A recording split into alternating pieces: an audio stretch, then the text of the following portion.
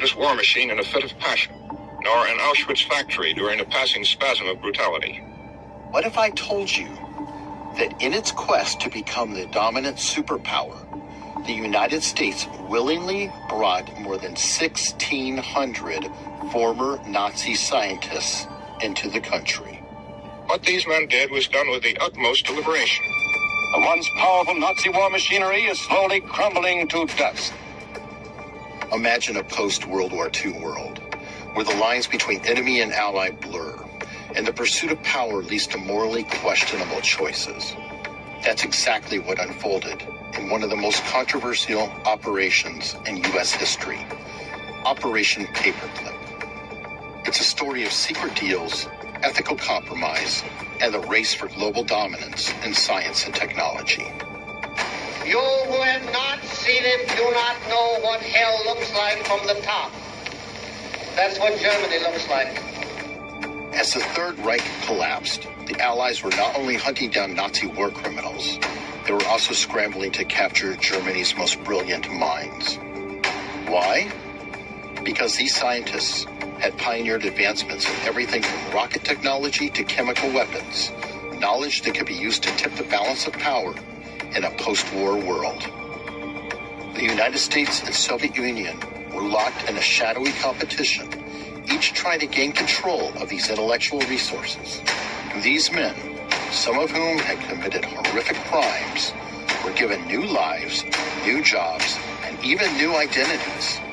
Welcome to the dark, ethically fraught world of Operation Paperclip. We've tested it out so you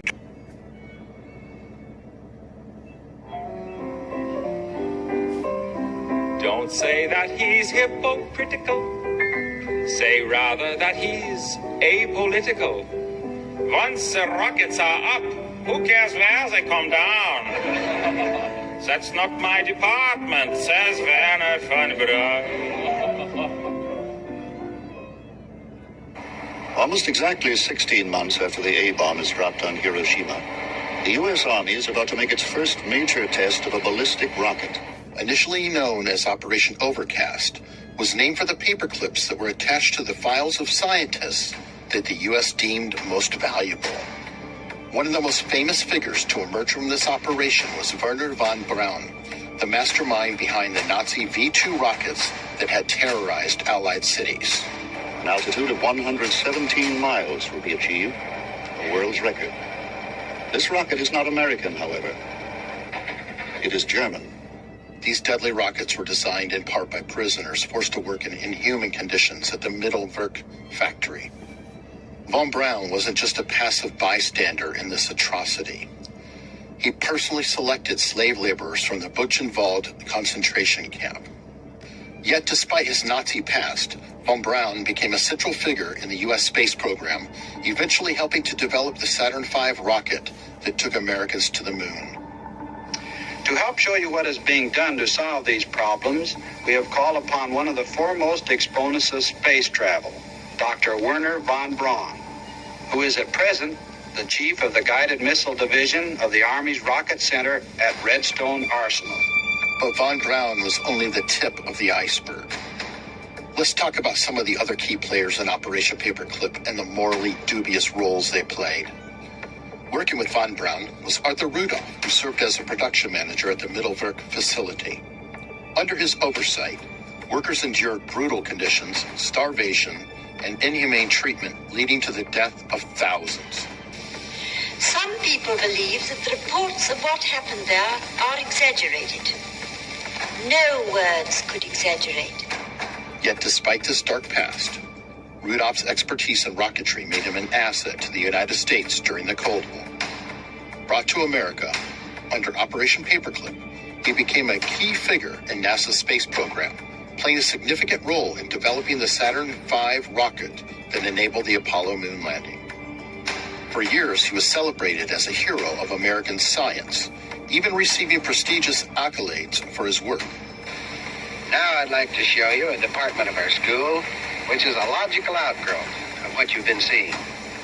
However, when his involvement in Nazi war crimes resurfaced in the 1980s, Rudolph was forced to give up his U.S. citizenship and return to Germany, largely escaping formal justice.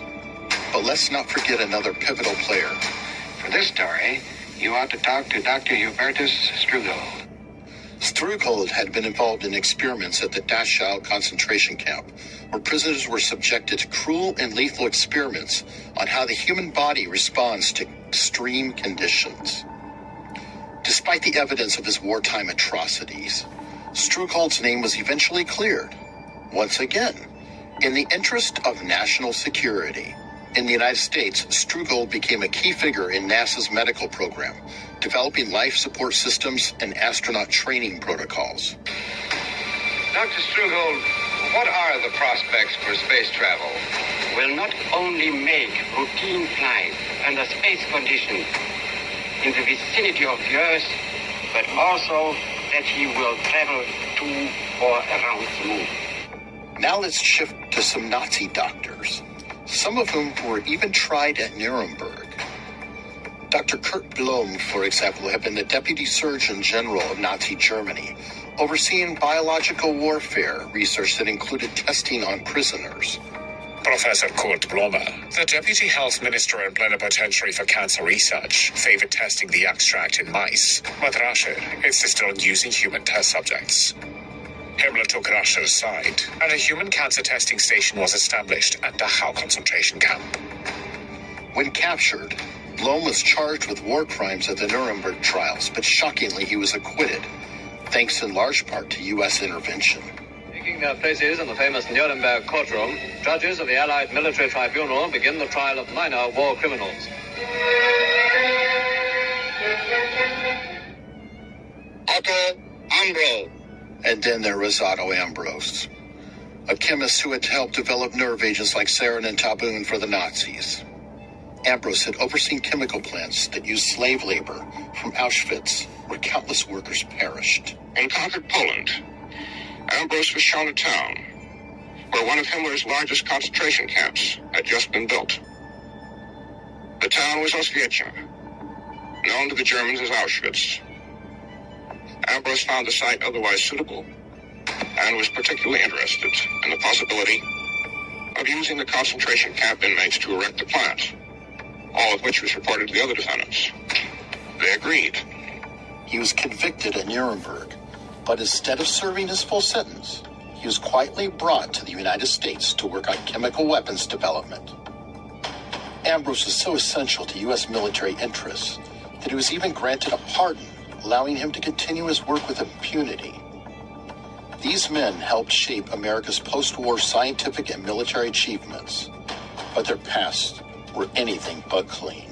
Ambros was part of the chemical weapons scientists that were of great interest to the United States. So why did the U.S. welcome them with open arms? The answer lies in the geopolitical reality of the time. The Cold War had begun, and with the Soviet Union snapping up German scientists in its own operation, the U.S. couldn't afford to fall behind. National security was the justification, and for many, the ends seemed to justify the means. But this operation wasn't just a military endeavor.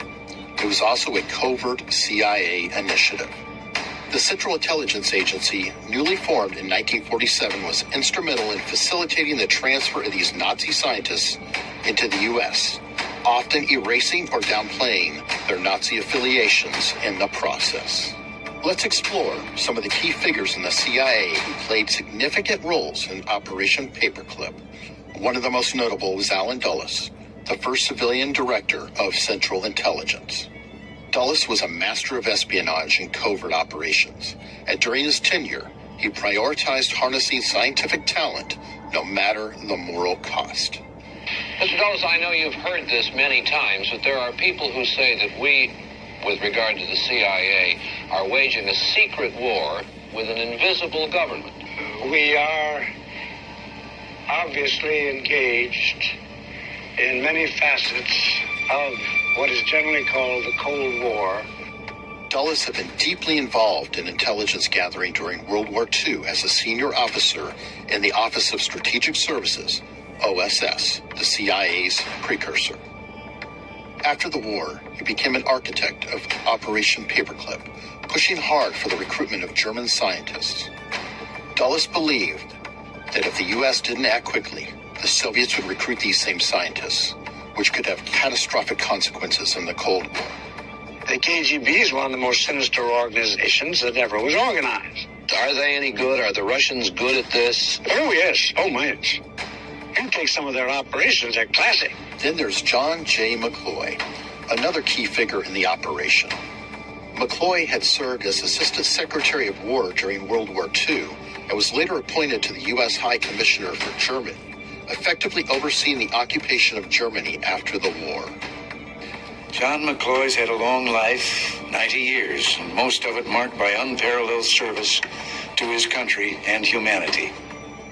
McCloy was instrumental in negotiating the terms that allowed many of these scientists, including war criminals, to escape prosecution and work for the U.S. government.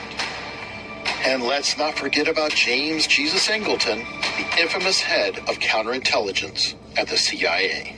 Angleton, known for his paranoia and obsession with Soviet espionage, viewed the recruitment of Nazi scientists as a necessary evil. There are those, of course, who would say that the CIA's wings were simply clipped, that they had been going too far, too fast, too freely. Oh, there are those who will say anything. Angleton helped run counterintelligence programs that monitored the activities of former Nazi scientists once they were brought into the United States, ensuring that they were loyal to their new homeland. There is always a question whether a democratic country is capable of having an intelligence service of any great merit. One figure who bridges the gap between science, intelligence, and Nazi war crimes is Reinhard Gehlen. Gehlen was a Nazi intelligence officer who had run the Wehrmacht's intelligence service on the Eastern Front. After the war, Gehlen offered his vast intelligence network to the Americans, promising valuable insight into Soviet military operations. They said make a better, more advanced ED2 plus energy. Thereafter, until his break with Hitler in April 1945, Gehlen reported regularly on all matters to do with Russia's war effort, gathering his information from agents inside the Soviet Union, some inside the Kremlin itself. Allen Dulles and the CIA embraced him, establishing the Gehlen Organization, a secret West German intelligence service that operated under U.S. guidance.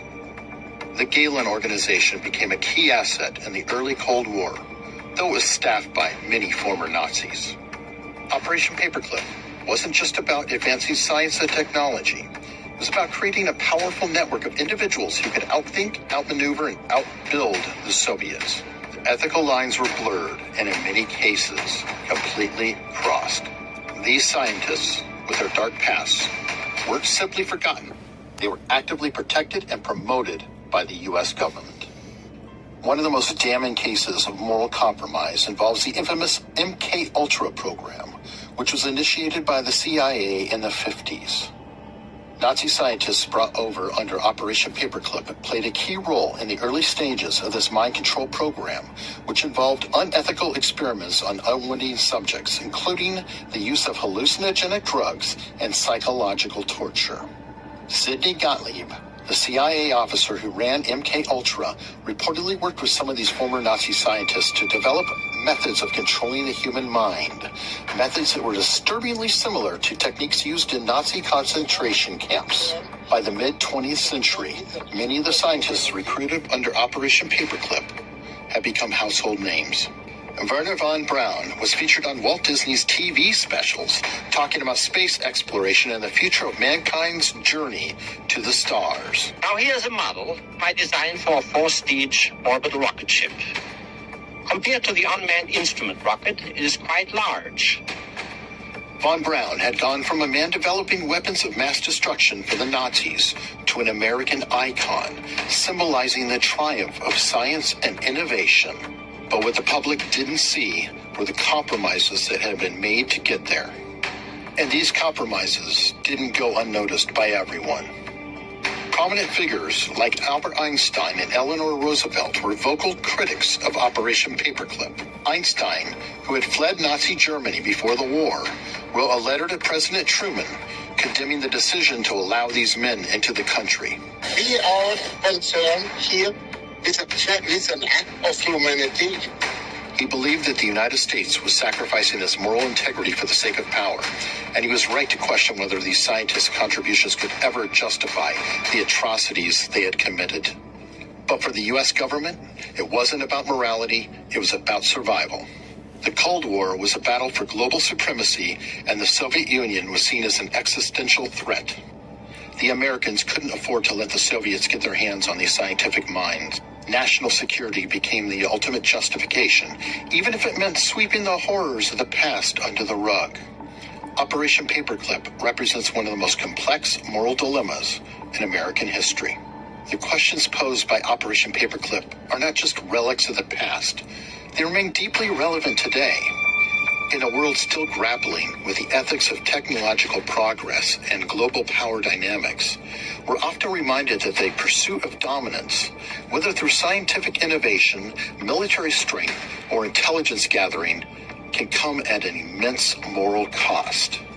Take, for example, the development of nuclear weapons. Now I am become death. The Manhattan Project, led by figures like J. Robert Oppenheimer and Enrico Fermi, was instrumental in creating the atomic bomb, a device that forever changed the nature of warfare. But the lessons learned through Operation Paperclip echo through these projects as well. Repeating once again our top story, Soviet President Mikhail Gorbachev has been removed from power, and there are tanks now in the streets of Moscow. Vice President Gennady Yanayev says he has taken over as acting president. Even after the Cold War ended, the legacy of Operation Paperclip continued to influence U.S. policy. How far are we willing to push the boundaries of science if it means we gain the upper hand, even if it leaves a trail of destruction in its wake? And what about modern warfare, where technologies such as drones, artificial intelligence, and cyber weapons have emerged as the new frontiers of battle? These innovations, much like the rocket technology developed by von Braun, are impressive on a technical level, but come with their own ethical dilemmas. How do we ensure that technological progress does not come at the expense of humanity? Are we destined to repeat the same mistakes, making compromises in the name of progress? Or can we find a way to advance technology without losing sight of our moral obligations? What do you think? Was Operation Paperclip a necessary evil, or does it reveal something more troubling about the choices we make in the pursuit of power?